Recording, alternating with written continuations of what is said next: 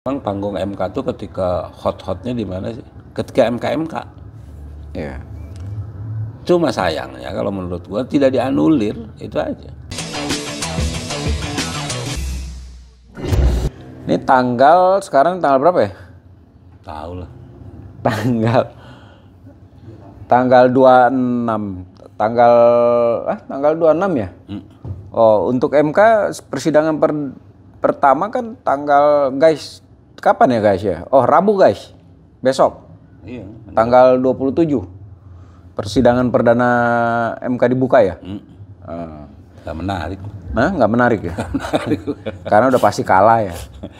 Tapi kan bukan persoalan itu. Apa dong?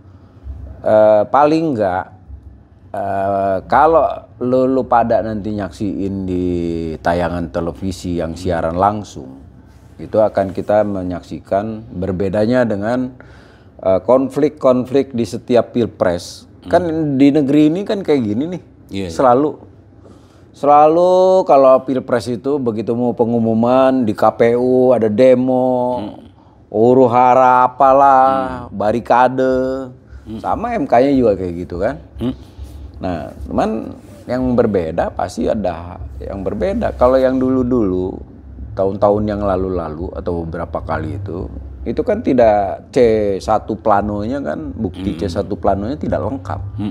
Nah, kali ini lebih lengkap. Nah, menurut lu gimana? Gua menariknya sih, bukan buat gua ya. MK itu tidak menarik karena apa sih? Ya kalau soal suara. Tunggu, yang tidak menarik ini Buat gua tidak. elunya atau MK-nya? Dua-duanya. Dua-duanya tidak menarik. Tidak menarik itu karena gini. Yang dipersoalkan misalkan soal baik 1 dan 3 mempersoalkan soal Gibran. Terpilihnya Gibran. Gue bilang ngapain sekarang? Kenapa nggak dari kemarin? Iya. Telat ya? Telat buat gue. Ketika Gibran diputusin aja. Iya di MK. Zaman di MK dulu. Itu persoalan. Bertempurlah di sana ya. Ngapain bertempurnya sekarang? Yang kedua misalkan tentang bansos. Ngapain sekarang? Orang bansosnya dikeluarin di November. Januari, November. Iya kan? Ya. Ya. Maksud gue lu pada saat itu lu ributin. Ngapain sekarang? Iya. Telat buat gua. Jadi kalau gua ngelihat keributan di MK itu nanti hasilnya kalaupun ada perubahan itu hanya di wilayah tertentu dan di Kabupaten X, di Provinsi Y dan seterusnya yang notabene tidak akan mempengaruhi, tidak signifikan lah mempengaruhi suara nasional. Kalau permintaannya kan pemilu diulang. Yang kedua Prabowo tidak boleh pakai Gibran. Buat gue itu nggak bisa dikabulkan. Ya. Tapi kalau gue mau tahu dari lu, pandangan lu itu, katakanlah kalau misalnya sebenarnya panggungnya MK ini sebenarnya hanya panggung yang akan sebagai potret pembelajaran atau refleksi atau apapun cermin dari pilpres kita. Ya. Misalnya bahwa banyak orang yang mengatakan ini pilpres 2024 paling brutal. Ini 2024 kecurangannya luar biasa. Ini kecurangannya benar-benar itu sudah benar-benar transparan, telanjang, cuek gitu loh. Nah, dengan adanya ini mungkin sedikit aja yang akan terbuka karena kan MK ini kan persidangannya singkat waktunya.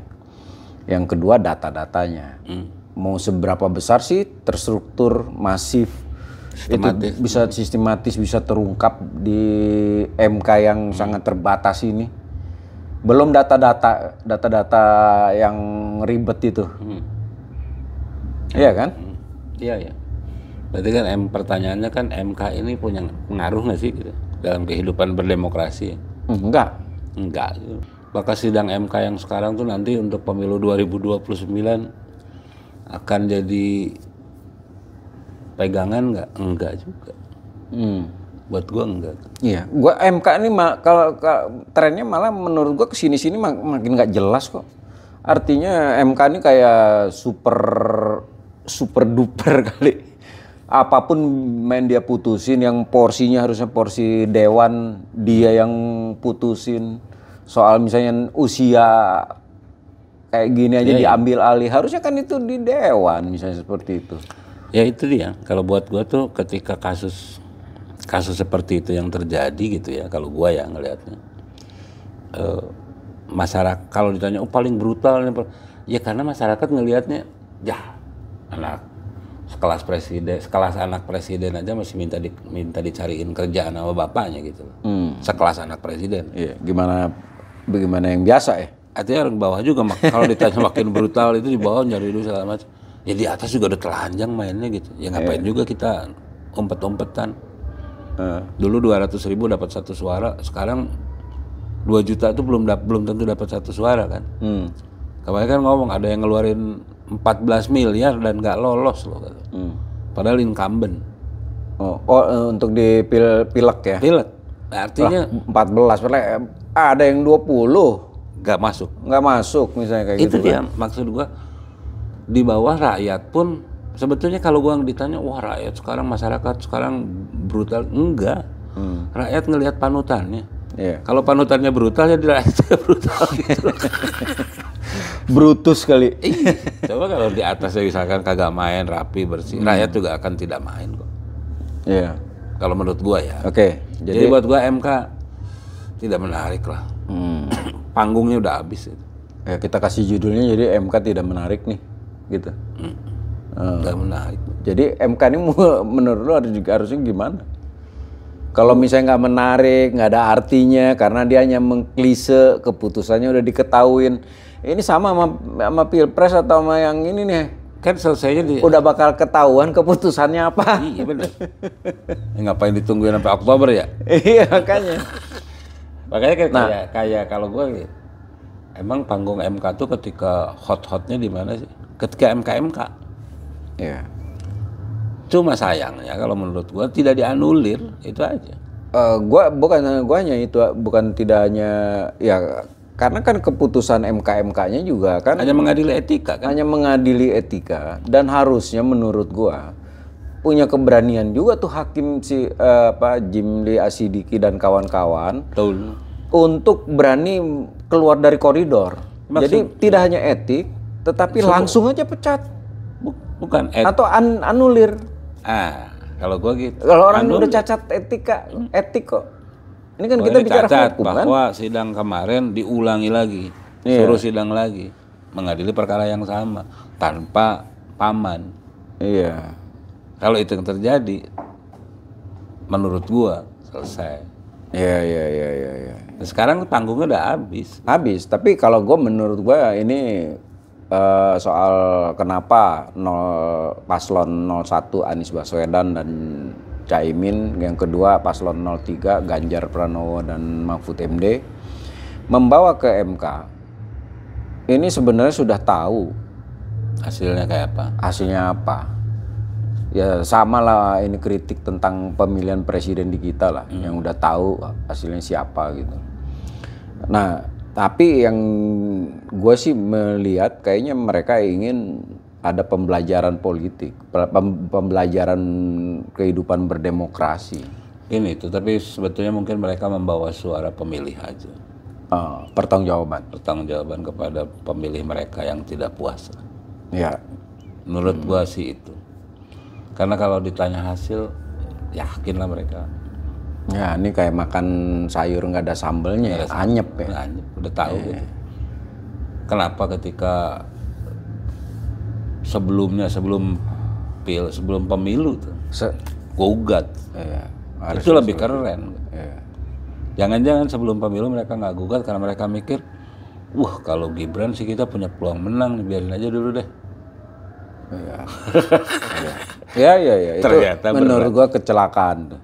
Bisa jadi kali kalkulasinya dulu waktu Gibran itu malah itu sebenarnya menganggap itu dibiarkan ya, malah berantakan tuh. Karena masyarakat akan menilai Gibran kayak begitu atau apa kan. Ternyata malah diterima sama masyarakat kan. Gila gak masyarakat kita nih. Bener. Aduh, norak gue bilang gitu nih. Nah, tiba-tiba begitu dibiarkan malah jadi. Barulah ribut. Baru ribut. Ya elah gue bilang. Ini kita salah membaca rakyat sendiri berarti. Pimpinan. Tapi kalau gua ngelihat gerakan di masyarakat, suara di masyarakat tuh sangat kecil yang mempersoalkan Prabowo, Dan.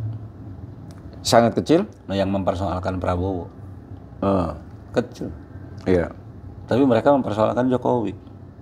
Iyalah, pasti mempersoalkan Jokowi. Makanya menurut lo kali Jokowi jangan deket-deket Prabowo ya? Prabowo harusnya gitu sebagai pemimpin ya, karena ganggu nih gitu. Kenapa? Kalau gua ukurannya gini, ini Kompas ya, Litbang Kompas yang bikin survei nih. Suara Prabowo kan 58%, ya kan? Fix tuh. Tapi survei kan pertanyaannya percaya nggak bahwa itu angka 58? Mereka jawabannya percaya kan? Tapi kalau ditanya soal hak angket, apakah Anda setuju hak angket? 62% setuju. Yeah. Artinya apa? Artinya mereka publik ini publik ini menerima Prabowo sebagai presiden, tidak menerima Gibran. Tapi mereka menggugat Jokowi. Iya, menggugat Jokowi. Karena di mata masyarakat kan tidak ada salah Prabowo loh. Menggugat Jokowi atau menggugat Gibran? Jokowi. Karena bapaknya ya? Bapaknya. Anak yang bertanggung jawab tetap bukan anak kan, pasti bapak kan? Anak nyari pekerjaan kan, wajar lah itu kan.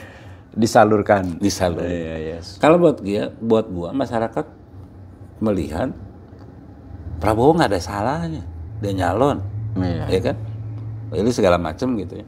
Tapi kan sumber dari segala sumbernya adalah ketika MK mengubah aturan kan. Dan bisa jadi mungkin juga orang juga mikir juga kalau Prabowo kan, artinya ini orang keke banget ini nih. Dari dulu pengen jadi presiden. Jadi masyarakat oke. Mungkin kalau waktu itu misalkan yang muncul tuh Ridwan Kamil, Erick Thohir segala macam. Nggak ada tuh keributan. Iya. Tapi lu ngebayangin kalau misalnya RK yang jadi atau Erick Thohir yang nggak ada bansos. Nggak ada bansos. Oke, guys. Jadi gitulah pembahasan kita nggak menarik ini. Jadi MK ini sangat tidak menarik. Tapi nggak tahu menurut lo. Dan yang kedua, nggak tahu juga pembicaraan gua sama Ule ini menarik kagak? Jangan-jangan kagak menarik, Le. Oke, guys. Saya bangga, saya resah, saya Indonesia. Kalian?